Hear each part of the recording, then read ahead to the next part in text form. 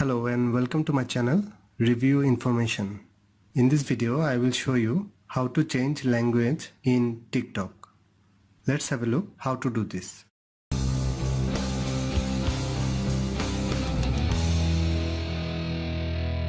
First go to TikTok app from your apps list.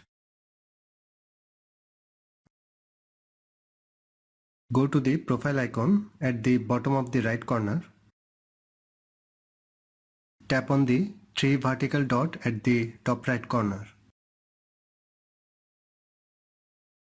Tap on the General Settings from General option.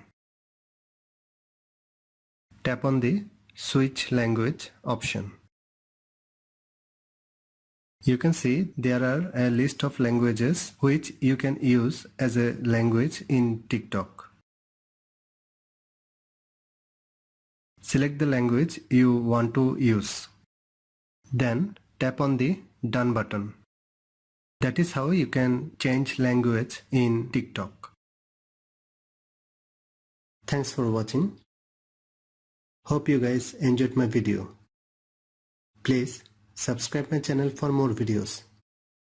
Goodbye.